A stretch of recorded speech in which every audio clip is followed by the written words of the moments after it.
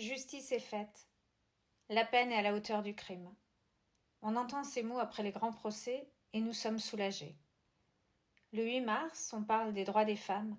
On nous dit que la lutte contre les féminicides est une priorité nationale. Et pourtant, beaucoup l'ignorent. Moi aussi, je l'ignorais. En France, même pour des assassinats et des féminicides, les périodes de sûreté peuvent être totalement levées. Même après des condamnations très lourdes, des auteurs peuvent devenir libérables à mi-peine.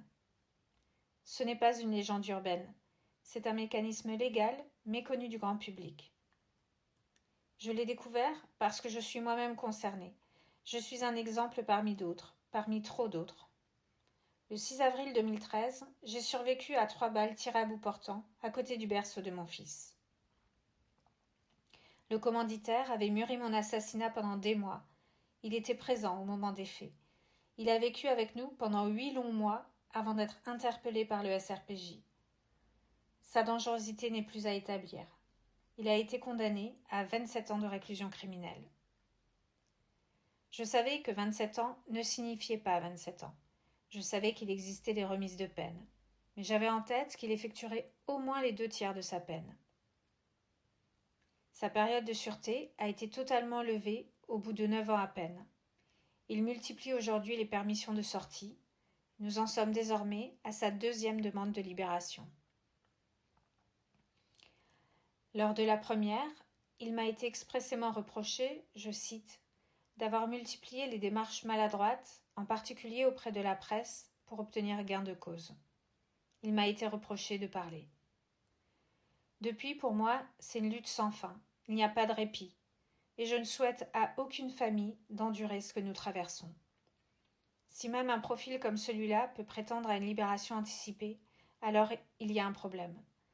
Parce qu'à un moment, un verdict doit signifier quelque chose. La crédibilité de la justice est un pilier fondamental de notre société. Si les verdicts peuvent être profondément modifiés dans l'ombre, alors la confiance s'effondre. Et lorsque la confiance disparaît, certains seront tentés de se faire justice eux-mêmes. Personne n'aura rien à y gagner à vivre au Far West. Lorsque la lutte contre les féminicides est présentée comme une grande cause nationale, cela ne peut pas rester un discours. Les droits des femmes, c'est aussi le droit à une justice crédible. Un verdict devrait être la ligne d'arrivée, pas le début d'un nouveau combat. Il est impératif de faire évoluer ce système pour protéger les victimes, mais aussi pour protéger la société. Je vous invite à partager cette vidéo au plus grand nombre, à faire connaître ce mécanisme encore trop méconnu. Plus nous serons nombreux à être informés, plus nous aurons de chances de le faire évoluer. Et pour celles et ceux qui le souhaitent, une pétition est disponible.